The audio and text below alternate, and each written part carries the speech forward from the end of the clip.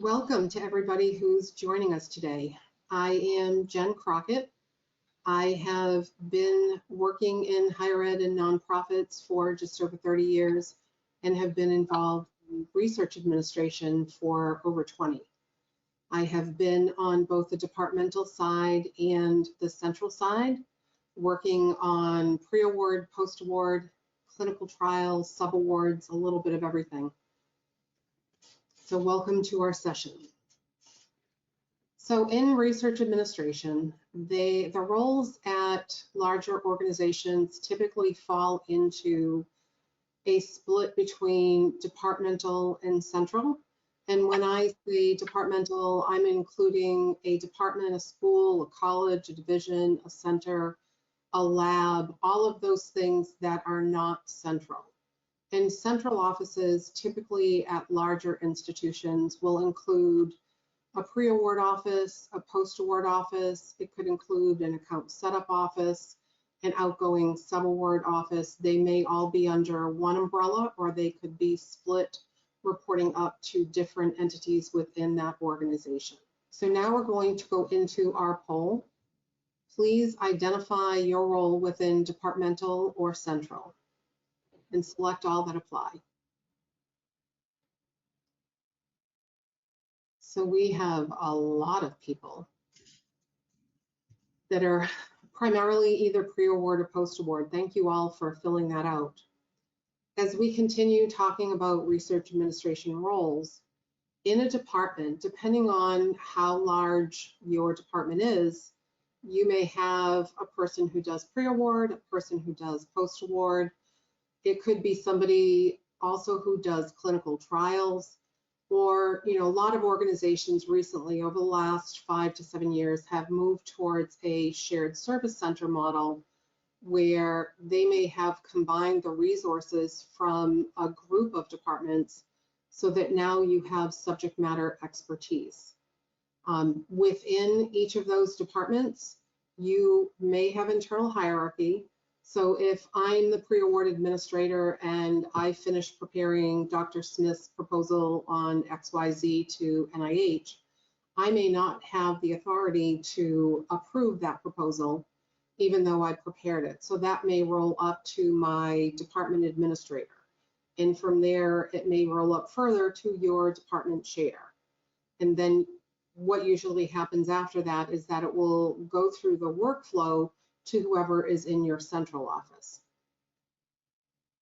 Next slide. So these are some of the typical duties. And again, we're talking at a high level. Depending on the size of your organization, it may vary. So when I was in a department, I primarily covered post-award, but would often be brought into pre-award if we had a large center grant that needed everybody on board. So in a pre-award role, you may assist the PIs with identifying funding opportunities. You could help them get set up with all of the applications that are out there so that they're getting automatically notified, or they may have an interest in a specific area that isn't the norm, and you may have to do some research with that. Most of the people in the departments involved in pre-award are helping the PIs with proposal preparation. They could have a conversation with the PI about what needs to be included, and then they're building the budget, typically in Excel or some other system, depending on what you have, and then the PI is reviewing it. They will go through and do proposal review before it goes on for signature. And when your central offices receive that just in time, usually in the central office, we're going to reach out to the department and the PI to confirm that what was proposed is still relevant. Typical duties on the post-award side could include award setup. I've seen it where it's part of central and departmental pre-award or central and departmental post-award. You'll be collaborating on outgoing sub-awards. A major portion of what you're going to do, what I've seen in the post-award side, is management monitoring, requesting budget modifications, a lot of expenditure approval. report preparation, and typically getting everything ready for closeout. Some other duties if you're in the clinical trial, so this really depends on your organization. If you're at higher ed institution and you've got an affiliated hospital, or you've got a college of medicine that does a lot of work with patients with clinical trials, then you may have somebody who's working on clinical trials and they may do both. Clinical trials are a little bit different than a typical NIH or NSF award. What I've seen with shared service centers is that it typically includes all of the above, but it may be split so that there are dedicated people for pre-award, dedicated people for post-award, dedicated people for clinical trials, and they may be assigned a department or multiple departments or a group of PIs. And then the final review is typically your departmental level reviews, your dean's office, or other internal signatories. So if you're part of a lab, a very large lab that has a lot going through it, if you're part of a center, you may have different signatory levels. And one of them, if I'm the post-award analyst or the pre-award analyst, my manager may be the person in my center who has to sign before it goes over to the central office. So when we're talking again about a large organization, what I have seen is a typical central split is pre-award, post-award, clinical trials. Post-award could be doing one function of billing and financial reporting, while research accounting could be the cash collection. It really depends on the organization, the structure, how large it is, and what they thought would work. I've also seen over the last 20 years where one organization was done one way, another organization was done another way. 10 years later, they had completely switched to what the organization was doing based on your needs, the requirements, you know, all of that. And even within this, if I am a pre-award analyst, I'm going to receive that proposal from the department and the PI. I'm going to review it, but I may not be the AOR who has the authority to submit on behalf of the organization. The same thing in post-award. If I'm completing financial reports, I'm going to work with the PI and the department to confirm the expenses. I may prepare the report, but I may not be the financial signatory who can actually submit. And so, you know, as you're looking at your organizations, as you're looking at growth, you want to be aware of what it is that is working in your own organization first and really understand that. Next slide. So typical central duties, and again, these vary, but you may be assisting PIs with identification of funding if that's not happening in the departments. You are definitely going to be reviewing proposals and submitting to funding agencies. You may be looking at subrecipient risk preparation, coordinating just in time and other requests, negotiating new awards. This may be part of pre-award central. It could be part of post-award central. I've seen it primarily as part of pre-award central. You may be negotiating modifications, and I'm talking about negotiating for those that don't come through federal agencies that have standard terms. It may include award setup, may include outgoing subrecipient setup and modification. Typical post-award, again, could include award setup. This could be part of sub-award. It could be a subset under the umbrella of post-award centrally. I've seen post-award where billing is done by that post-award group. I've also seen where it's done by finance and accounting or research accounting.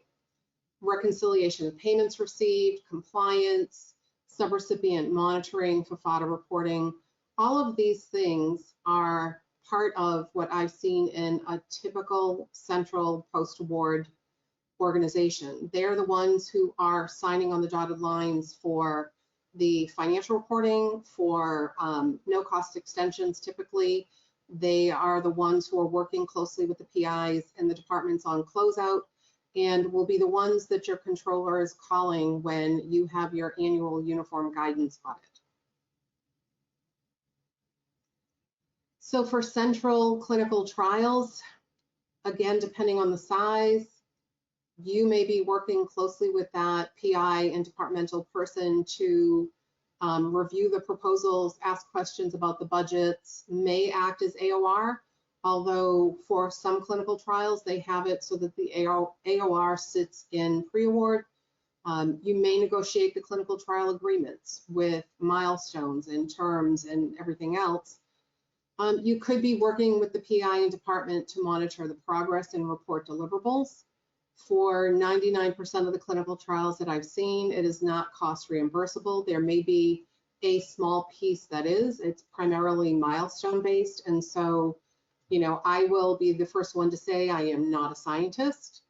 I am there as an administrative partner. And so people in this central role will typically have a really good relationship with those PIs and departmental people where there is a lot of clinical trials going through there. They want to ensure that the billing for the milestones and deliverables is done timely. And then at the end, they want to get confirmation from the PI that all of the milestones have been completed and that that clinical trial is ready to close out. PIs get excited at closeout when it's fixed price because then there may be residuals for them. So research accounting may process billing and receivables. They may only process the cash draws. It really depends on how your organization is set up. If you have a central shared service center, it will typically have a combination of post-award or a combination of pre-award, or depending on how you're set up, it could be a little bit of both. It could be just for clinical trials. And then for signatories, the organization that I'm at, I am allowed to sign up to a certain dollar threshold to commit my organization. I am AOR, I am financial signatory for financial reports, but I have a dollar limit on incoming contracts and outgoing proposals. So you should know who that is and understand what has to take place at your organization so that as you're exploring options for your growth in this world of research administration, you know what is entailed a little bit. Next. So for smaller organizations, you could be at a PUI, you could be at an NGO, you could be at a nonprofit. It could be a foundation, a hospital, a center, a VA affiliated organization. They're all set up differently. And again, they're smaller than some of the largest higher ed institutions or the medium-sized higher ed institutions, but they are still doing a lot of business and have a lot of research in their portfolio. So typical duties may include pre-award, post-award, departmental, and central of a larger organization. So in a role that I had recently, we were a VA affiliated separate organization. Pre-award and post-award were separate, but they each played the role of a departmental and central person. So when you're at a smaller organization, you will definitely have more one-on-one time with the PIs than if you were at a larger organization. They get to know you, they know when you're in the office, how to get in touch with you if you're in meetings and Zoom is busy, Teams is busy, you can't pick up your phone, they'll find a way to get in touch with you. And with smaller organizations, there may be less support in the departments, and so you become a jack of many trades. I don't want to say all because, you know, somebody's got to sign on the dotted line if you're not that person. But you really want to understand the differences in the larger organizations versus the smaller organizations and what that role could be.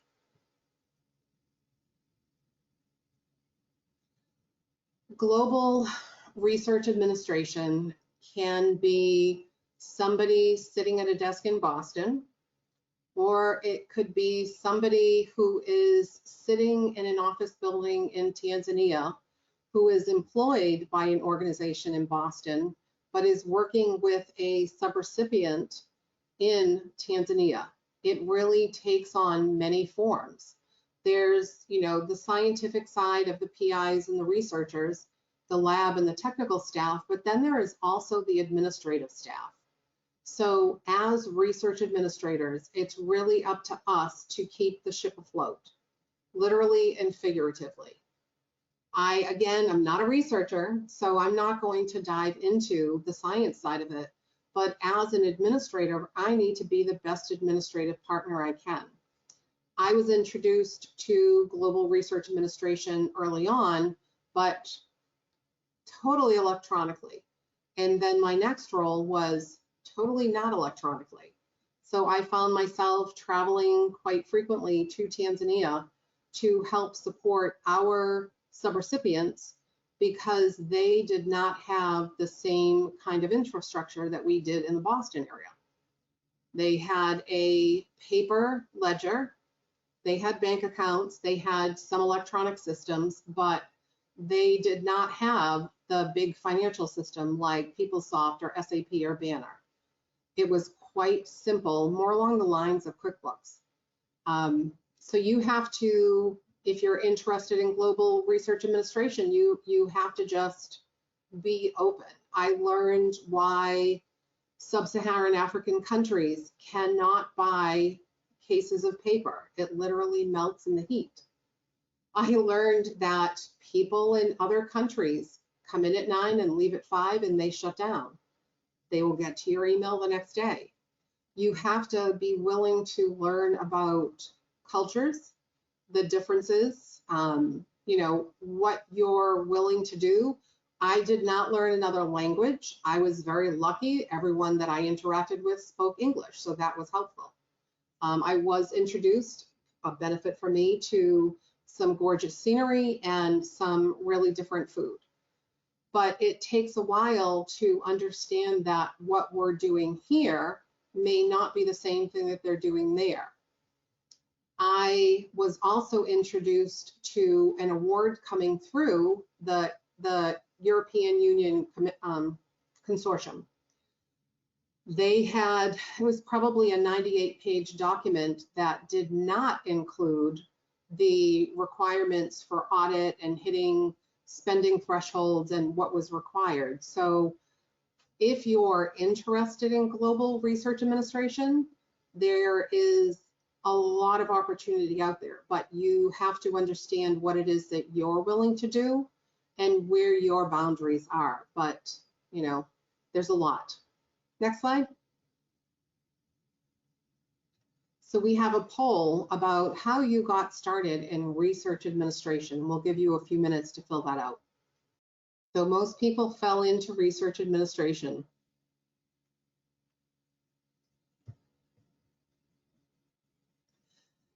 So as you can see from this slide, I fell into it. I actually applied for a job that said financial something, and I said, oh yeah, I can do that. It was in a center at a large academic organization. I have worked in academic departments, in research centers, in nonprofit organizations. They're all different. I have worked with PIs that everything they have is international research. I've worked in central pre-award, central post-award, and been a blended pre-post departmental central person. When you get into research administration, if you fell into it, you may not realize what it is initially. So as you're going through your role, look around your organization and really try to figure out what is it that you want to do. So I've done pre-award, I've done post-award. I like crunching numbers. It's just something that I like. I will own that. I will claim to be a math geek, that's fine. But as you're looking for leadership in research administration, you want to start asking yourself, what does that mean to me? Because there are different types of leadership. You could lead a team, lead a project, lead a strategic vision. Managing people doesn't always translate into leadership. I have met managers and supervisors that maybe were not in the right position. They had great subject matter knowledge, but really didn't know how to train and develop their staff. When I think of a leader, I want a leader to be somebody that I can easily follow, who's going to offer insight, coaching, and mentoring to me. When I'm looking for my next step, what does that mean for me? And this is something that you have to define for yourself. Understanding that, if you got promoted from a level 1, level 2, level 3, and now you're getting promoted to manager because of your subject matter knowledge and expertise, what does that mean for you? It doesn't automatically mean that you're a leader. Having a title does not automatically translate into leadership. So I think for everyone who's participating, and even for me where I am in my career, what is my next step? What is your first step? What can that be for you? Are there opportunities for you to grow from a level 2 or level 3 and take on leading a project that will help you collaborate, communicate, and really test your customer service skills, your project management skills, your mentoring skills? It will pull out of you a lot of what you're going to need to be a leader. If your division has a strategic vision, maybe there's a part of that vision that you can fulfill. So part of it is to grow yourself, but the other part of it is to demonstrate to those that you report to and above them that you are in a position to really grow from where you are now to where you want to be. So I think the bottom line is, what can your first step be? Where do you have to look? What do you have to offer? And what is the gap between where you are now and where you want to go? All right. Well, thanks, Jen. And I'm Jeff Ritchie, again, Director of Sponsored Programs at Hamilton College. And, when Megan first contacted me and said, I'd like you to serve on this young professionals panel, I said to her, I am just so thrilled that you still consider me a young professional. Yeah. It's a sobering thought. When Mozart was my age, he'd been dead for more than 25 years. So, but I'm still here.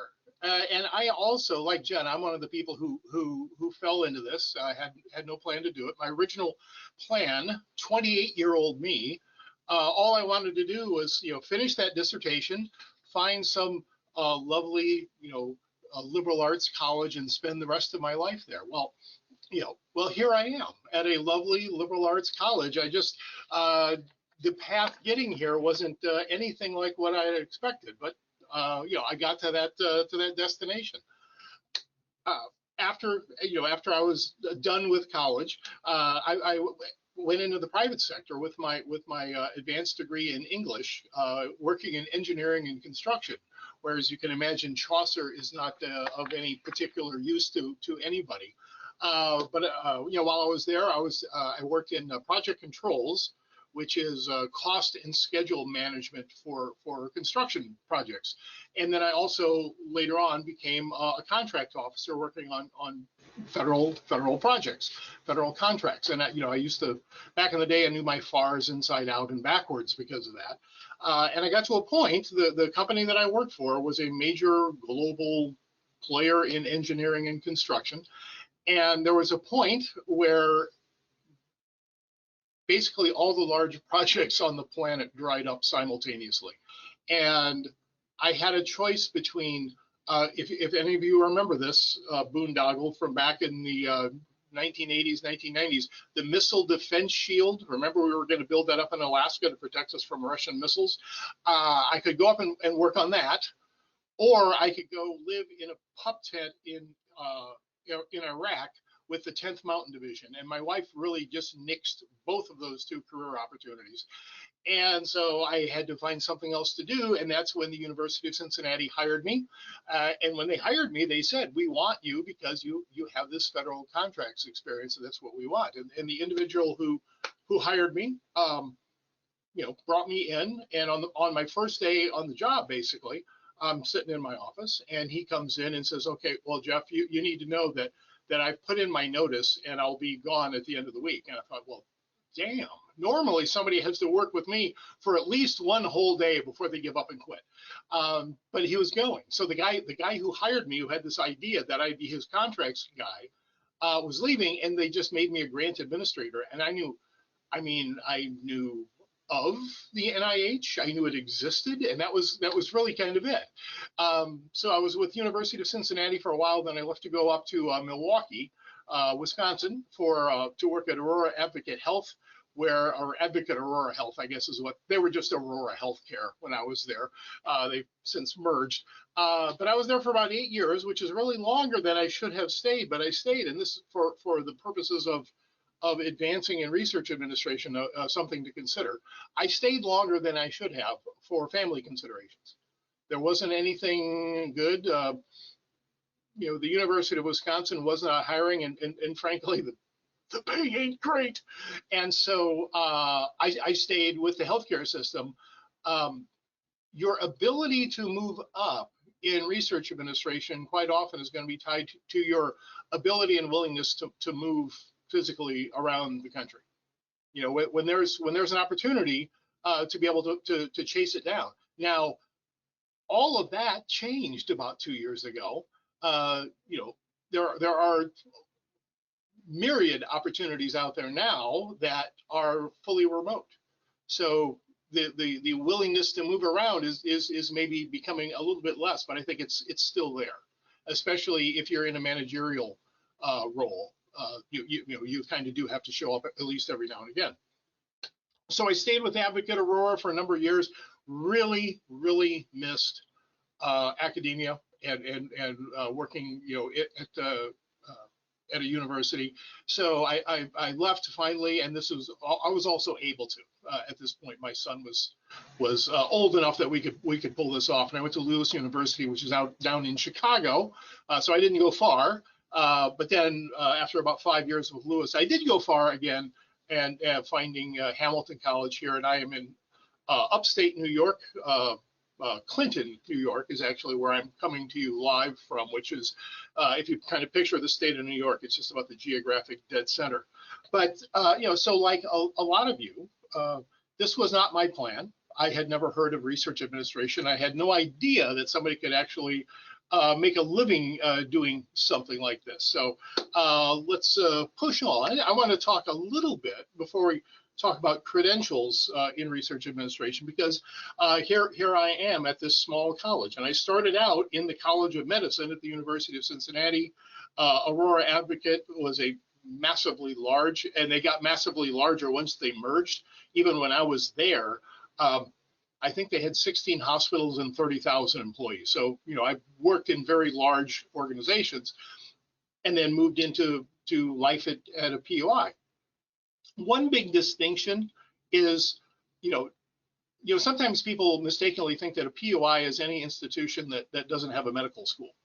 If you don't have a med school, you're a PUI, and that's really not correct.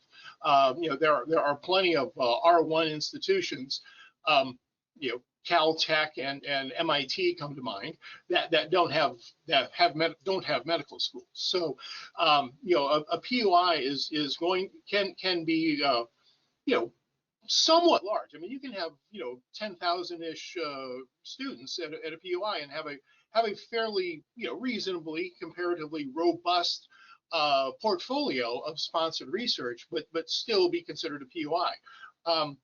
Remember the NSF's definition of a PUI for most of their programs that target money toward PUIs and like the RUI program, research at undergraduate institutions. They say that a PUI is an institution that grants bachelor's and master's degrees, but no more than 20 PhDs in any area that the NSF funds. So Lewis University, for example, where I was before Hamilton, I don't know how many PhDs they granted every year, but they were in nursing, which is not something typically that NSF funds, education, counseling, and something else. I forget what the other one was, but they've granted a fair number of PhDs, just not in any funding area that the NSF cares about. So you can have a pretty large institution and pretty active institution and still be a POI. Now, a liberal arts college, the LAC, is a different critter altogether. This is going to be typically a 4-year only institution, very heavily engaged in teaching. And they're going to have a smaller portfolio of externally sponsored research, which doesn't necessarily mean that they don't have a lot of research and scholarship going on, because a lot of liberal arts colleges self-fund their research. How do we do that? We got money. That's how we do that. If you look at the top 25 institutions in the United States in terms of their size of their endowment per student, that is, you take their endowment, divide by the number of students they have, of the top 25 endowment per students institutions, half of them are liberal arts colleges. And actually Hamilton, with its, I believe we're at like $1.5 billion is our endowment. We don't even make the top 25. There are others. Amherst in Massachusetts has an endowment of like $4 billion and only about 1,500 students. So this is how at liberal arts colleges, this is how a lot of research gets done. And they also produce a lot of PhDs as a result of that. About 3 times higher, the percentage is about 3 times higher proportionally of PhDs coming out of liberal arts colleges as opposed to R1 colleges. Obviously, the sheer numbers are larger because R1s are sheerly larger. But it's a different sort of thing when you work there. Staffing at POIs and liberal arts colleges can be everywhere from a 4 to 5 person office to what I am here, a 1-person shop.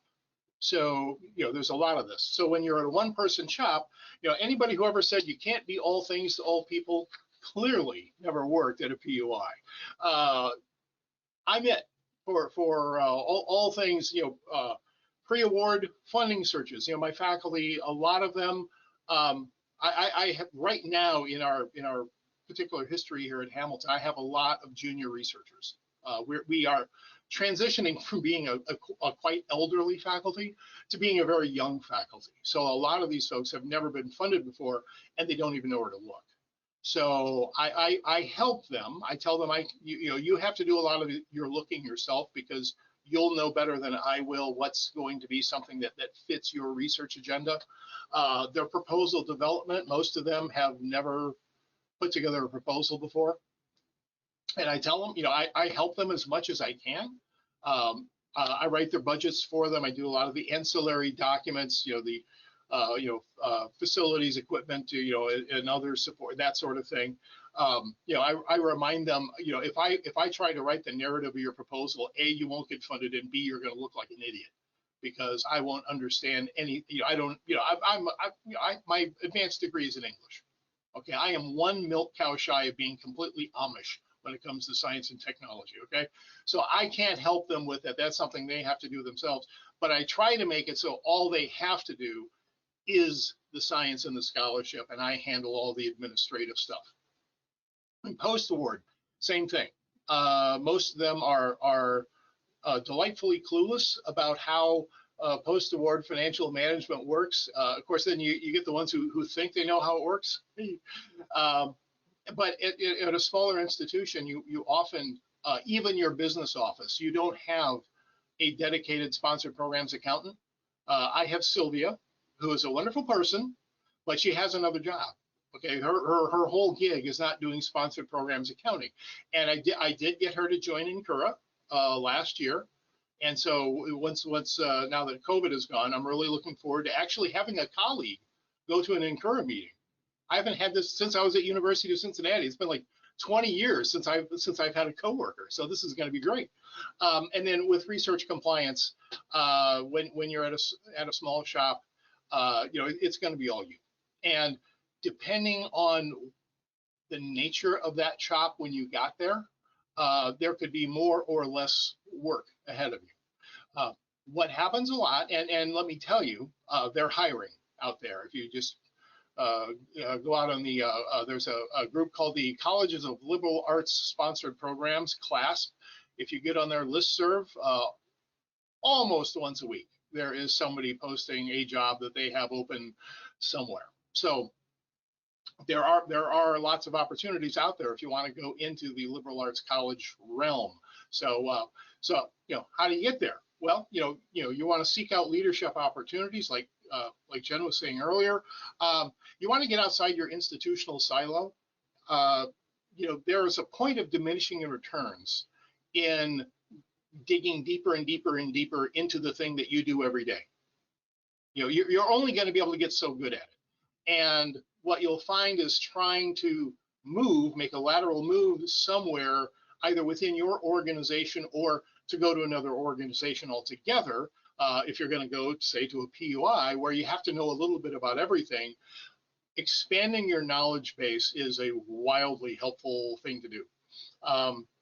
And of course, then the other thing is obtain a professional credential, and that is, I believe, why they asked me to come here today. So we'll slip on to the next slide there. Oh, I want to talk first about some of the leadership opportunities, some of the things that you can do. Mentoring, okay. Being a mentor or being mentored are equally beneficial. If you've been around for a few years and you're working with onboarding new people, that's great. It makes you think about what it is that we do around here, and it helps you in that way. Being mentored is just worth its weight in gold. Bill Hoffert, God rest him, he was the guy who, on my first day when I knew absolutely nothing about grants, said, "Son, let me teach you." And he did. And he listened to every stupid question I had with just an endless amount of patience. So if you're at a larger institution, you may have an onboarding mentoring program. If not, your region in Incura may have a mentoring program. I think most of them do at this point. Take advantage of that. Presenting at an Incura meeting, it's amazing how much you learn. Especially if you're like me, I am the prince of over preparation. And when you are presenting something, it's amazing how much you will learn about your topic when you're putting together those slides. There are less stressful ways to go about doing this, though. You don't have to like jump into a full day workshop at the annual meeting. There are, breakfast roundtables where you just kind of show up. It's a topic that and you have a couple questions, and over eggs and juice, you ask a couple questions and you just have a chat around the table. Discussion groups, kind of the next level up.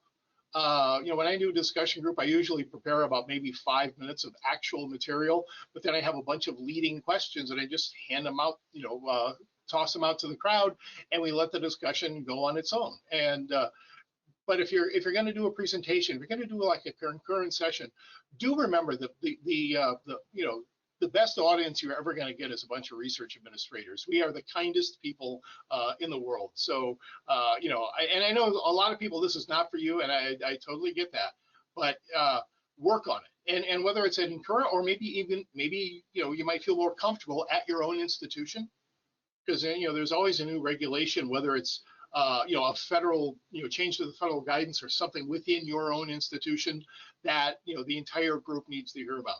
Work on it that way. If I could give you one thing, it would be the ability to do that.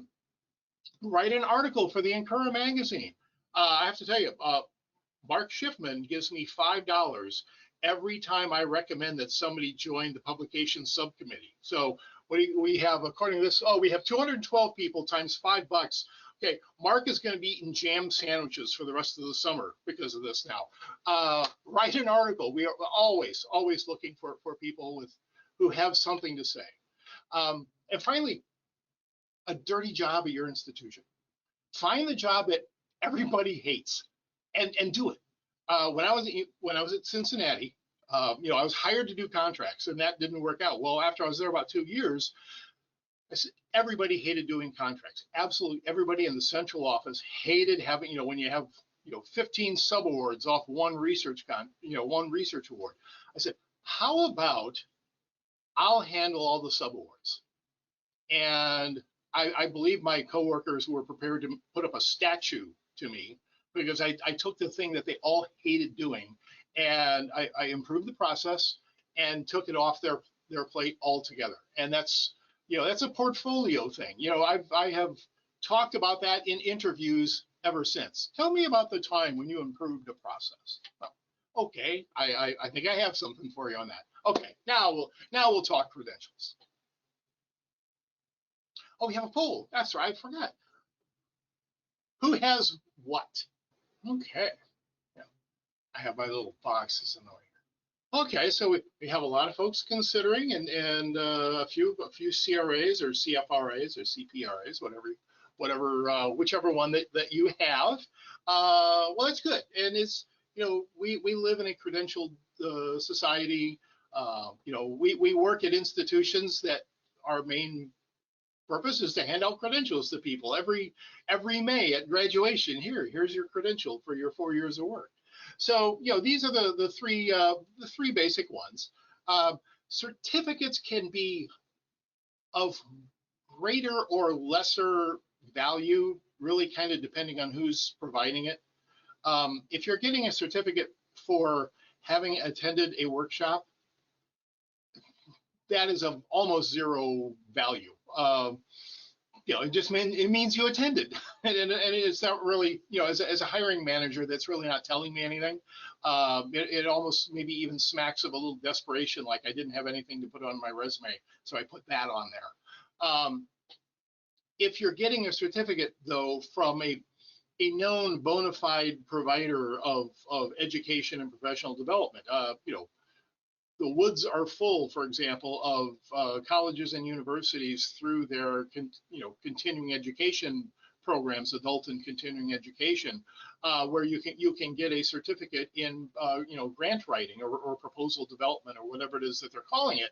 And this will often be a multi-workshop series that you take, and you have to actually turn in things, and your work gets evaluated.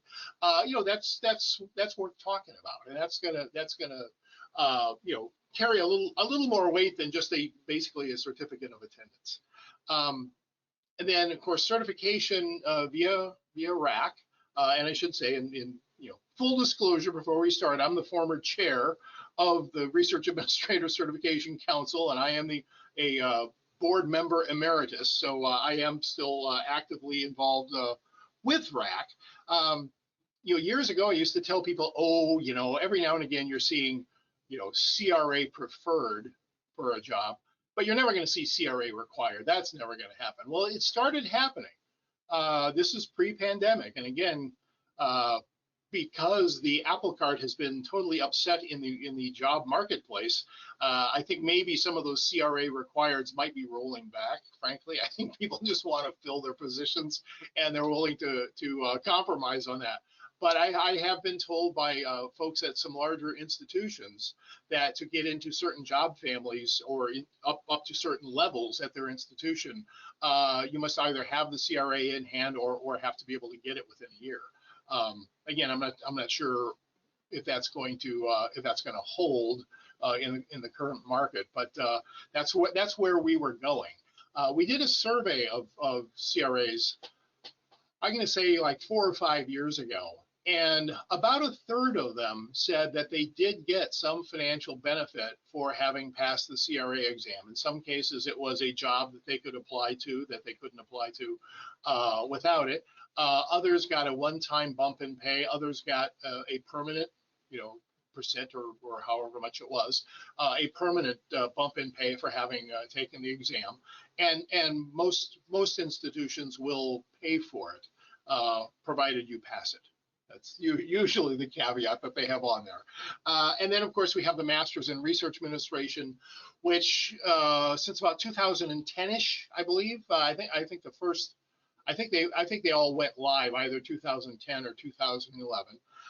And previously, before we had them, and shout out to Incura because they really provided some of the financial backing for some of these institutions and some incentive for them to develop these programs. Before that, you could get a master's in public administration and kind of have sort of an emphasis on nonprofit management or something like that, and so you could kind of work it in there. It's sort of the way people still do with doctoral programs anymore. There are people with PhDs in educational leadership or education management who write their dissertations on the subject of sponsored research. But it's nice to actually have the MRA available generally to everybody. I'll move on to the CRA. So this was developed, and this is one where I have to give a shout out to SRA actually in 1992, 93. I'm waiting for the audio and video to go off. But back in 92, 93, this discussion actually really started in the mid 70s. There were a few people who said, we really, we need to become a profession, a bona fide profession. And part of that is, we should have a certification exam, kind of like the CPA. And they kind of sat and bubbled in the background. In about 91, 92, some folks got really serious about it, and SRA fronted them some money, and they developed the first exam, which was given in 1993. So that's where we date the beginning of the Research Administrators Certification Council. So their 30th anniversary is coming up next year. I was the chair during their 25th anniversary. The board itself is made up entirely of research administrators. You must be an active research administrator in the field, and we apply for new board members every year. 1 or 2 people roll on. You have a up to 2 3-year terms as a member of the board, and we do get a lot of people who want to join. A couple things about certification, really, as opposed to a certificate, as a credential. The hard part is, let me start with the easy part. The easy part is, compared to a master's in research administration, it's quick. A master's program takes as long as a master's degree takes. The exam is 4 hours. 4 hours. Plus however much time you spend studying for it, prepping for it in advance. But it's a much quicker turnaround. So there's that. And the hard part though is you have the exam that you have to pass. It's 250 questions. You have to have 175 right answers in order to pass. That will flux a little bit year in and year out, but it hasn't fluxed in years. So it's safe to say 175 right answers. People ask me all the time, can you guess? Is it okay to guess? And I'm like, hey, if you can guess right 175 times, God bless you, you're a CRA. Yeah, you can guess. I think what they're getting at is, they want to know if, I think there are some types of exams where if you answer wrong, it counts more off than if you leave it blank. And we are not one of those. We just strictly go by how many right answers you have. So yeah, if you don't know the answer, guess away. You want to do that. The other thing that makes it challenging is that it covers all of research administration, cradle to grave. I use this analogy, and I always get hit with dumb blank stares when I say it in like Southern California, but it's a lot like the Platte River. If there's anybody here from Nebraska, the light bulb clicked on immediately. The Platte River, famously 3 miles wide and 2 feet deep. And that's a good metaphor for the CRA exam. Being the world's foremost expert in anything doesn't help you. You have to have a talking knowledge of everything. The other analogy I use is, think of it as you're giving 25 elevator talks on research administration. Every aspect of it. So that's what makes it difficult, as opposed to a master's in research administration, where this is going to let you do a bit of a deeper dive. Now, your coursework, you can see they're usually about 12 courses, 36 hours roughly. Some will be higher, or lower. I don't think anybody's higher than 36. But other than your coursework, when you're writing your master's thesis, and I believe all of these programs require one, it lets you do a deep dive into some area of research administration. So it's more specialized, and some people really want to do that, and I totally get that. When it says 2 to 7 year commitment, keep in mind that's a couple of them have said, we want you done in 7 years. You can't hang around here forever. So I think it's more like probably 3 years, you know, give or take. You maybe up to 4. If you got nothing else going on in your life, maybe you can actually grind it out in 2. But that's basically the commitment. The downside and the really challenging part is you're probably gonna have to pay for this yourself. And it costs as much as a master's degree costs, you know, anywhere between $25,000 and $35,000. And a lot of us work at institutions that have, you know, tuition reimbursement benefits, but not a lot of us work at institutions that will reimburse us for graduate tuition at another institution. So a lot of you will end up paying for this out of pocket, and that can be a real barrier. But it's really, you know, in terms of the recognition, you know, certification from RAC.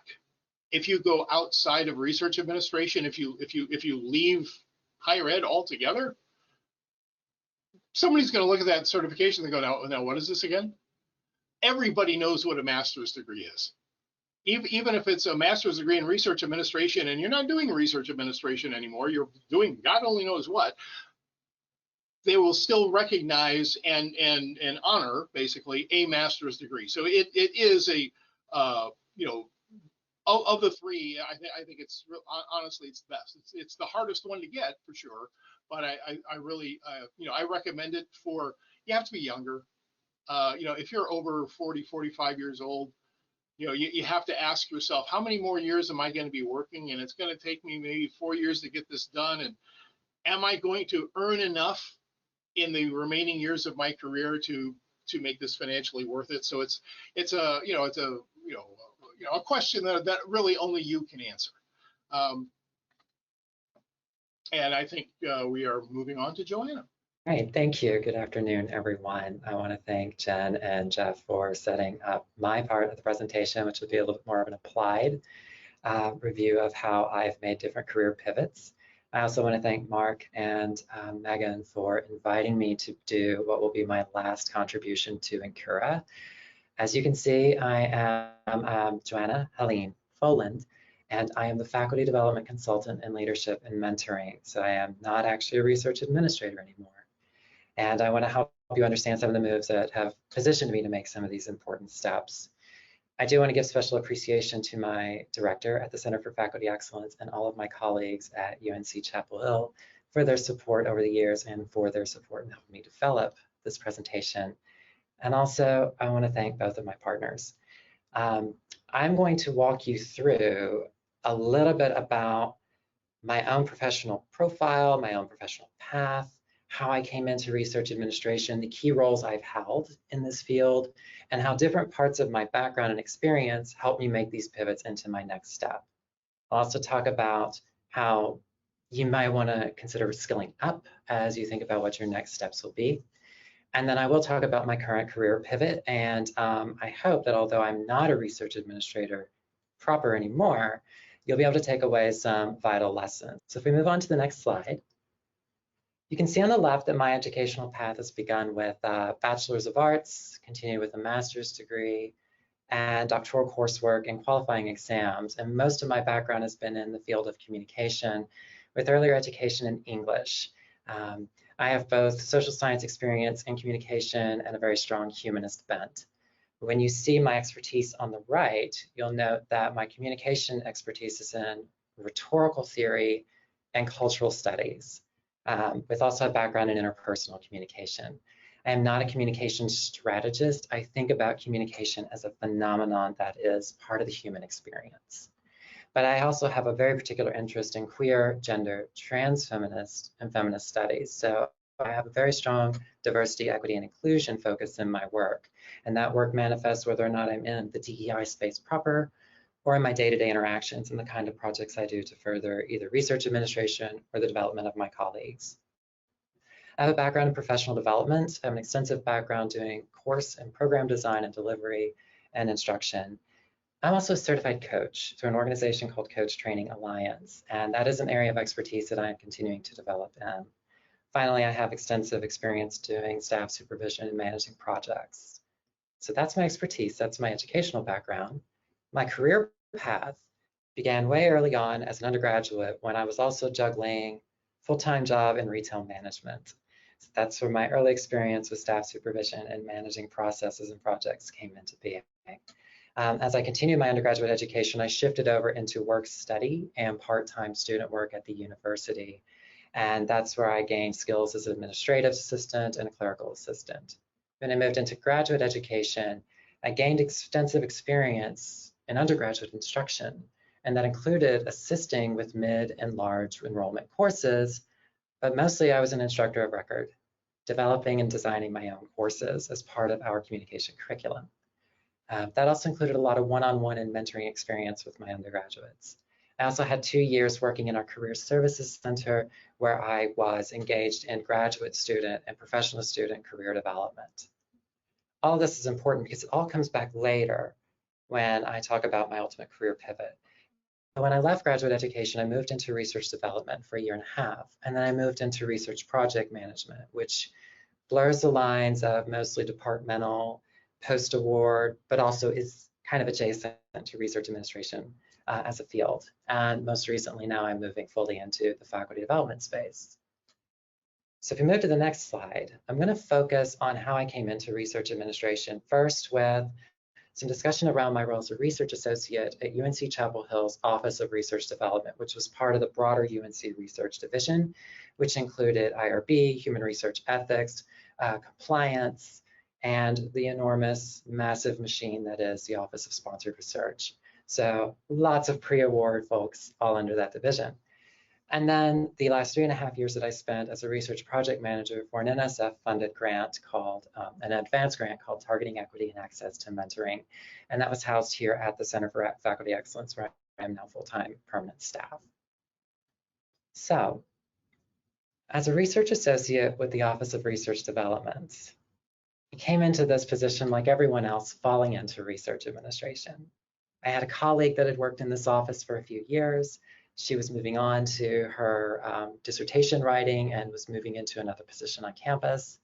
And they had a vacancy, and she pointed me this way. I was making a transition out of graduate school. I'd chosen not to complete my PhD. And this seemed like a suitable temporary job while I looked for something more permanent and more fitting to what I hope my career path would be, which would be in student success or in staff development. I brought with me certain relevant qualifications. Although it was an administrative support position, they wanted somebody that had strong research skills. Well, I had done a whole master's and I was preparing an entire dissertation project. I had also taught research skills to my students. So I had that, and I spoke to that in my cover letter in my interview. I had familiarity with academia. I've been in academia for more years than we need to talk about today, but a long time as an adult. I also had excellent organizational, interpersonal, and administrative skills. Like, all these are just basic soft skills, but I had extensive experience to draw on them, whether it was in former employment or working with students or working with colleagues. And again, I spoke to these in my cover letter and in my interview. And it helped that I had previous administrative experience. I understood what a professional office environment would be like and how to interact with each other, as well as the people that we call our clients, which were faculty. My responsibilities were sort of all over the place in terms of support.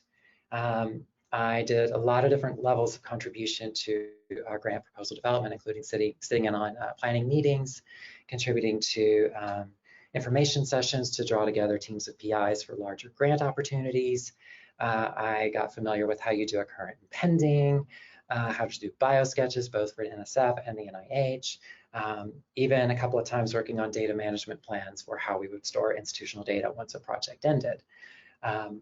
I was also involved in co-administering a portfolio of 20 limited submission awards that were for private funders, mostly not federal agencies, not corporate agencies, most of them from nonprofit agencies. And I also provided faculty support for identifying potential funding sources by helping them conduct funding searches based on what their research interests are. And that also included doing some background research on the different funding agencies and what seemed to be the directions that they were going with current trends. And finally, I did a lot of website management, which is a basic skill set that I've carried forward, although I don't necessarily highlight it.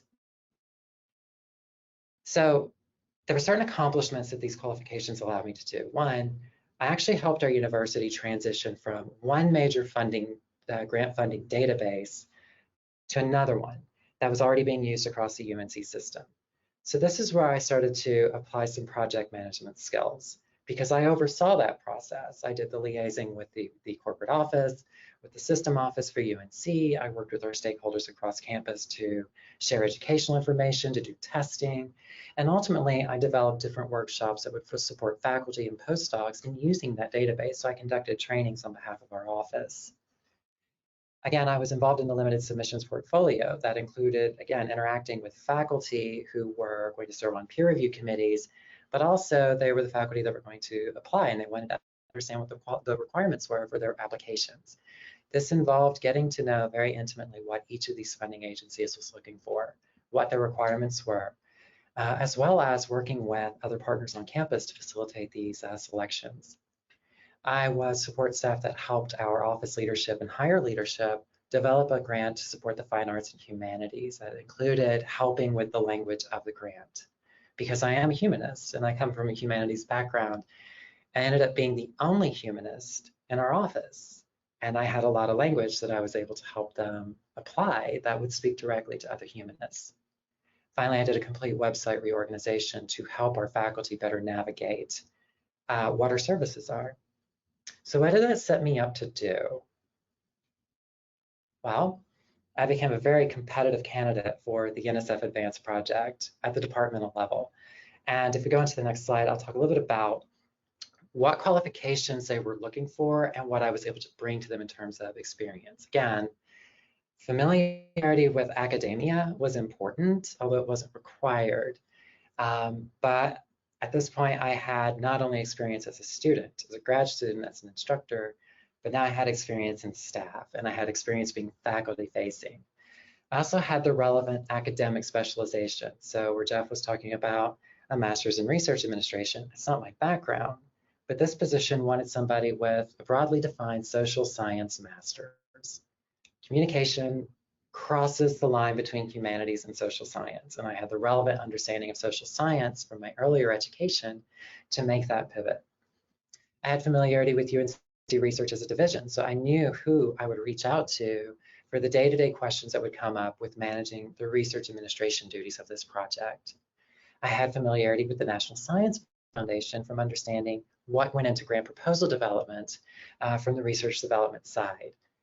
I had management experiences from retail management all the way up to working with students to working on project management.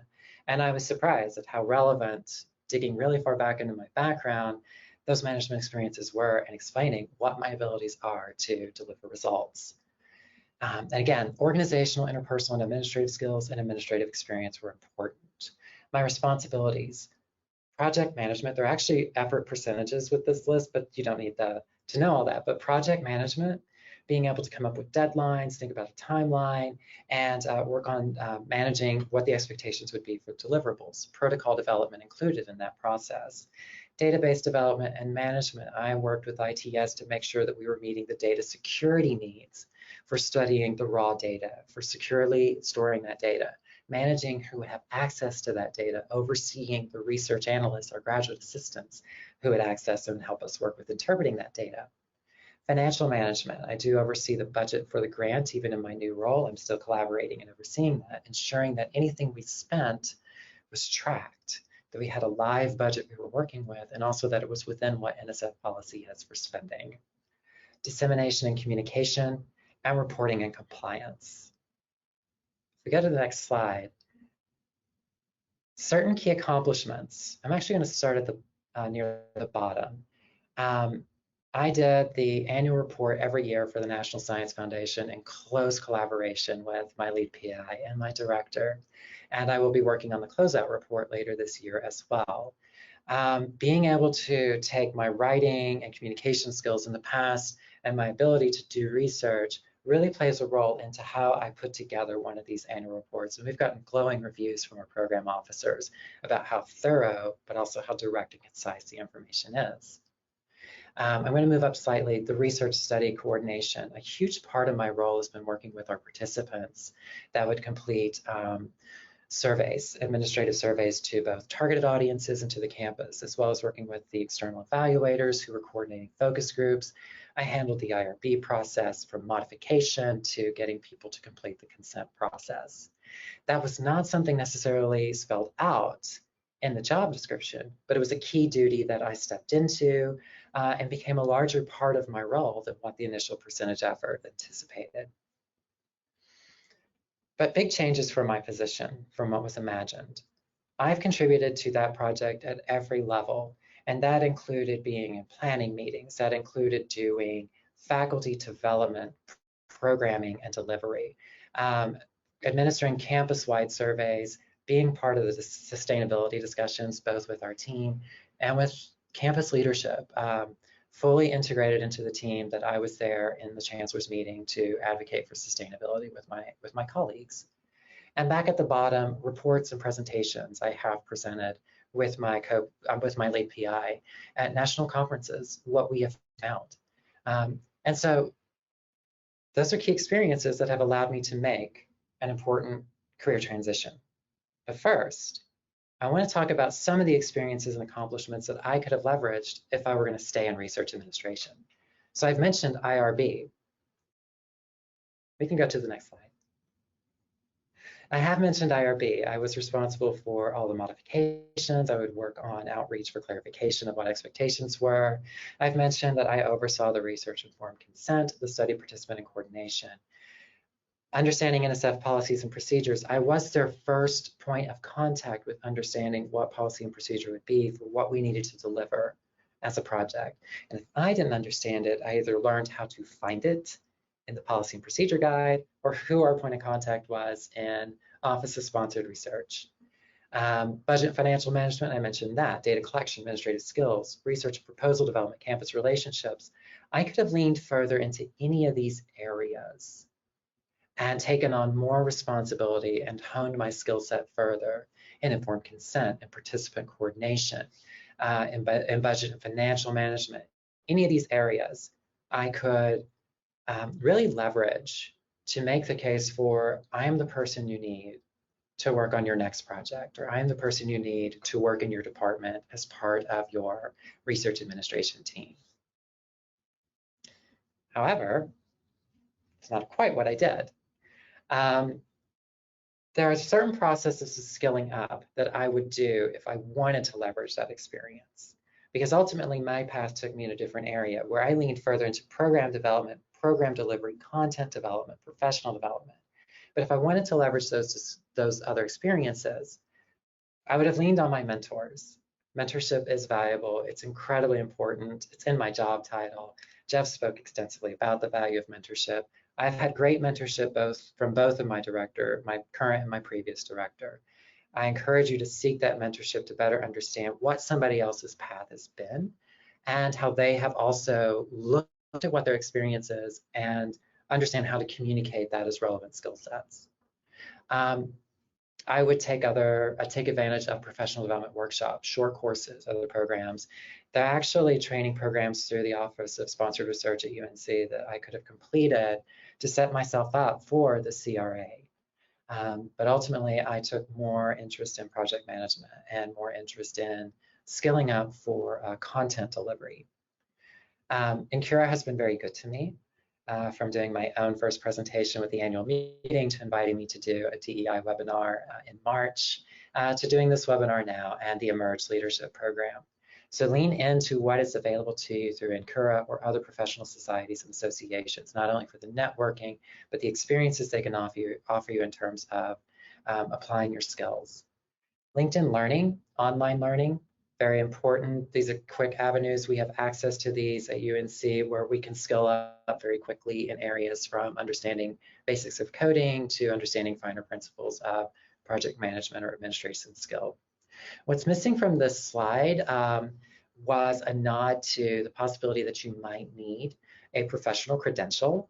It could be a certificate, it could be a certification. Those are different. Graduate certificates are not necessarily the same as getting a certification through a private organization, for example.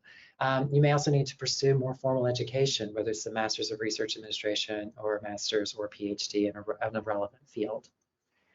Lean into your responsibilities. I leaned into the faculty-facing, faculty development part as a project manager. And that was not necessarily what I anticipated doing. I expected that I would lean into project management and lean into the research admin skills much more and be ready to make another step into research administration. You can also seek out service and volunteer opportunities, whether at your institution or with your professional society. If we move on to the next slide, I've made this career pivot to a faculty development role because I had what my director called a growth mindset. I'm interested in my own professional development and how that can better serve not only my career, but those around me. I seek out opportunities to learn more and apply more. So I've been able to leverage my experience differently. I'm not going to be in research administration. I will be in faculty development. And I did that by looking at what my background was from an academic and scholarly standpoint, what my employment and what my service records were. And I spoke to those as relevant to what this position would call for, working with faculty in terms of their career development. I pulled on the expertise I had gained through program development, coordination and delivery, essential skills, because I will be responsible for leading my own programs. My coaching certification has been valuable. A coaching skill set has been essential to how I work with my graduate student support, how I work with my colleagues, even how I manage up with my director or with the other PIs on that project. My interest in diversity, equity, inclusion really spoke to some of the needs that our center sees as we position ourselves to meet the needs of a growing faculty on our campus. And then my experience doing faculty engagement. My communication and research skills, my institutional knowledge, and again, that growth mindset, all of that became very important, but I was looking at what have been my experiences and my past accomplishments that would be relevant. You can do the same, looking at your experiences as a research administrator and saying, I remember working on this piece. This was important. I'm going to highlight that as something I want to speak to in my cover letter or on my resume or in my interview. So in my career pivot, I have become a faculty development consultant, and that is moving me out of research administration. But again, I hope that these tips will be helpful for you because these are broader tips that are applicable regardless of what our career path or career search looks like. So my key takeaways for you: understand your background from different angles. It's taken several years for me to understand that there's different ways that my experience speaks to different types of professions. But being able to look at it and think, I see this cluster of experiences and I'm going to use those in a way that speaks to what this employer is looking for. It's taught me a lot. Look at it from a different angle. Think about what your narrative could be from different perspectives. Highlight the relevant experiences and accomplishments. Don't simply focus on what responsibilities were. Really talk about what you brought to the position and what the impact was. Know your skills, know your strengths, but also know where you want to grow. What are your gaps in skills? Are you strong on soft skills and need some more formal training for other skills? Are you strong interpersonally but need some more work with understanding skill sets and strengths for admin work? Whatever it is, be honest with yourself about where you need to grow and then seek out the opportunities to learn and grow. Have a growth mindset. Finally, I want to reiterate again, build the relationships with your mentors, build relationships with advocates. Every step of the way I've had people that believed in me and encouraged me and ultimately helped point me in the path toward other opportunities. And my experience with Incura and the annual meeting was unlike any other conference I'd ever had, where I met many potential people who became part of my network and could serve as advocates. All right, so my last slide. Yes, I'm leaving research administration. Unless I'm invited to do anything else with Incura, this will probably be my last program.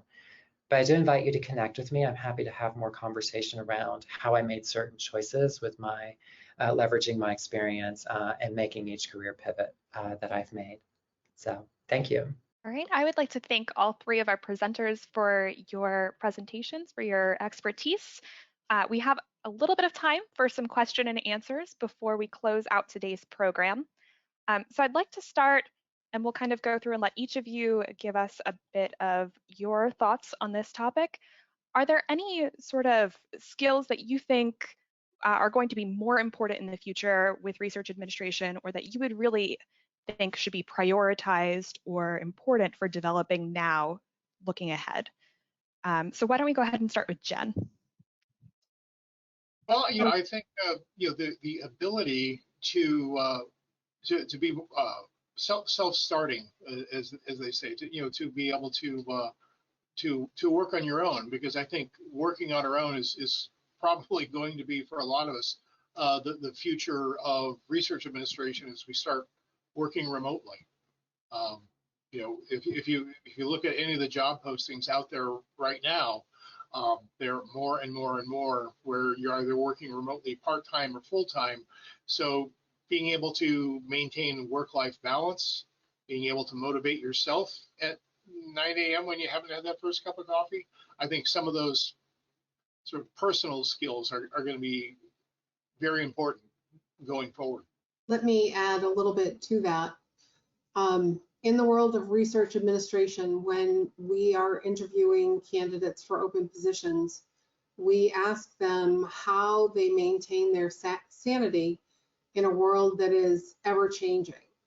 And so I think for me, a couple of the key things, you can come to the table with soft skills, as Joanna said. You can learn those hard skills, like really getting into Excel. But I think overall, just keeping an open mind, being flexible and being resilient. I have worked with people that have a hard time shifting from one priority to the other. In the world of research administration, it doesn't matter what your job is, you have ever shifting priorities. So just be kind to yourself, be kind to those around you, be flexible and be resilient.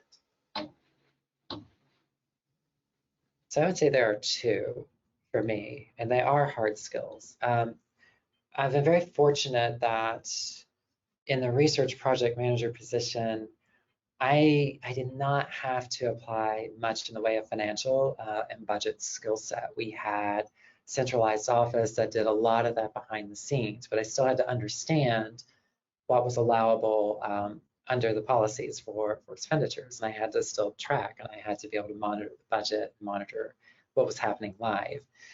So one area is that I would have skilled up a little bit more, either in budget development, or something in a skill set around finance management or accounting. Not necessarily a certificate or a degree, but I would have taken a little bit more attention to that. The other thing is, my position, I definitely have been a Jill of all trades. I've had to do a little bit of everything. And I think it's really valuable if more of us learn some coding skills. And I'm interested in developing some of those over the next year. I'm not sure which language I will use. Possibly R, because that is one that one of our statistical consultants used for helping us with data. But that is a skill set that I was surprised at what it limited me in terms of not being able to do as we got farther and farther into the data and assessment part of our project. And I think that also having a better understanding of higher education administration. I think sometimes, what we do we think it takes place in some sort of a vacuum, that the research happens and the rest of that big campus is sort of not our responsibility. And it's not your responsibility maybe, but these things don't happen in a vacuum. And there are decisions that happen at a high level of your institution that will impact how research gets done. And if you work at a PUI, you you tend to be far more intimately involved in those things. I mean, I attend faculty senate meetings. You know, I'm on institutional, you know, outside of research administration committees that have to do with you know, how we run things around here. So I think taking an interest outside of the research bubble in your institution can be helpful. Interestingly, we had a question come in that kind of relates to both Joanna's mention of being a Jill of all trades and what Jeff was just saying about having expertise in many different areas. Would you all recommend for people early in their career building a expertise that's maybe not, you know, the mile wide and an inch thick kind of representation, or would you recommend being a subject matter expert in one particular area within research administration if you were starting out now? I think for me, somewhere in the middle. If you spread yourself too thin, you're not going to really develop that subject matter expertise. But also, if you're too singularly focused, you're not going to have the breadth of knowledge. And I think it really, you know, going back to all of the things that Incura offers, that SRA offers, that every, you know, organization like this offers, you may have a core set of responsibilities, but it is always going to benefit you to gain more knowledge, even if you don't have the direct responsibility, so that when it comes time to pivot and take on that next role, while you may not have direct responsibility, you may be adjacent to it, or you have a more in-depth knowledge of that exact process. So I think somewhere in the middle. I would agree with Jen. And now I'm going to be direct and also say one thing is learn to use your voice when you find that you are not able to get your voice out there. The positions that I'm seeing coming across our research administration listservs at UNC are for study coordinators, they're for project managers. If they're departmental, post-award, doesn't matter. They're looking for a broad set of skills and in many ways are wanting you to be a Jill of all trades. So you don't necessarily have to hit everything on the checklist, but it is important to have that breadth. Because if you have it early on, it opens up more of those pathways that you could be exploring. Thanks, Joanna. Jeff, were you going to chime in on that one, or otherwise we might have time for one more question? Well, I was just going to address a couple of questions that came up in the chat box about the CRA exam. If you're interested in the exam and more information about it, if you go to their website, which I believe is cra-cert.org, they periodically, I think they're doing this about once a month, doing a webinar on, you know, kind of a dive into the CRA exam and how to prepare for it and that sort of thing. So if you want more information on it, there's also a candidate's guide in PDF form that you can download. Somebody asked if it's only for US research administrators, and the test is like 90% federal government. So if you are an international research administrator, but at your institution you are handling a lot of, especially probably NIH awards, you certainly can take the exam. If you don't do a lot of NIH or NSF, it would be a really hard exam to try to pass.